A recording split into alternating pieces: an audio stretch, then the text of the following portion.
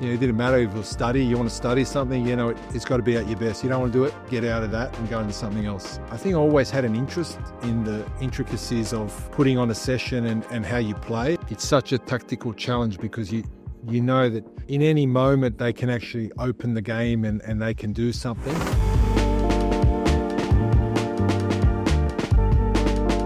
The first one is really values and culture, which I think really connect together, that you set that from the outset. I think the principles of your play, how you want to play, that everyone understands and embraces and believes in the principles of play, whether, with and without the ball. And the last one will be winning. I'm a winner, I want to win. When you instill the first part with the values and culture and then leads into the principles of your play and everyone's on board with that, it gives you a better chance to win. I've got a few that I follow a fair bit, but I'd say longevity and over a long span of time, I'd say Carlo Ancelotti. I was very fortunate to spend time with him when he was at AC Milan because Zeljko Kalac, a good friend of mine, was playing there. So I had a bit of an insight every year for a couple of weeks to really be amongst the team and also the coach embracing you to be there as well. And then my mum and dad, really the biggest influence has been them. From a young age in, whatever we set out to do, it had to be to the best of your ability with a maximum effort or don't do it. That's something me and my sister learned very early. It didn't matter if it was study, you want to study something, it's got to be at your best. You don't want to do it, get out of that and go into something else. Obviously, mum was a very, very nurturing, supportive at home, and dad was the one that really thought that when you get to the limit, you have more. You always have more. And I think it's kind of gone from playing, hopefully, into a good son, into a good father and good husband, and obviously now into coaching, that those values have always remained. If I think more recent, because of the quality that they have, I'd say Japan.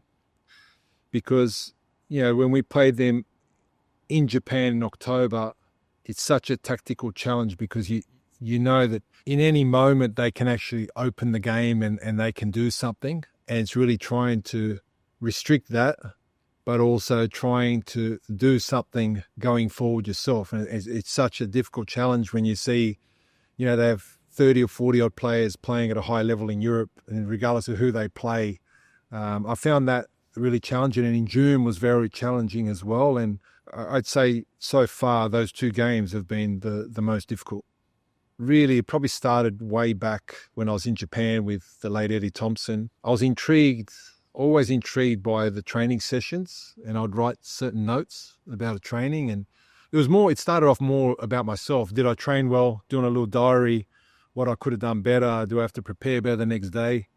Then I started adding things about the training sessions and drawing a few diagrams of what we did. And I really liked this drill and I felt really good in it. And that was like in my early 20s. So I think I always had an interest in the intricacies of putting on a session and how you play. And then it obviously evolved to doing the badges. Yeah, I think doing the courses when you're a young coach, I think it's really good to understand how to formulate a session and have a session plan and what you're trying to get out of it. I think that's important to do.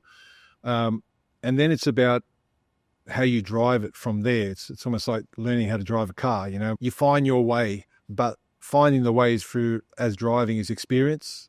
And I think coaches need to get experience and be humble. Like if you can coach an under 12s or 13s or 14s, just coach and try and improve and evolve. And we spoke earlier about how we as coaches are looking at what we can improve and do better. So the learning should never stop. And if you keep on that track, well then doors can open and you get the semi-professional. And if you keep the same mindset of learning and evolving, there needs to be steps along the way. And then if you get to the top, you look back on what you did and it's probably shaped you and built a foundation that you can build on. I think they have to have the right attitude and mentality first, because the Socceroos is obviously the highest level you can get. The talent obviously gives them an opportunity, whether that's at club football and they get an opportunity as a young player in the A-League or a young player in Europe, the door's opened. And you usually find, well, I do, that if a player can get a second contract it means he's doing something really well and he's establishing himself as a professional footballer. Because a lot of players can get that first contract, but it's not easy to get a second one.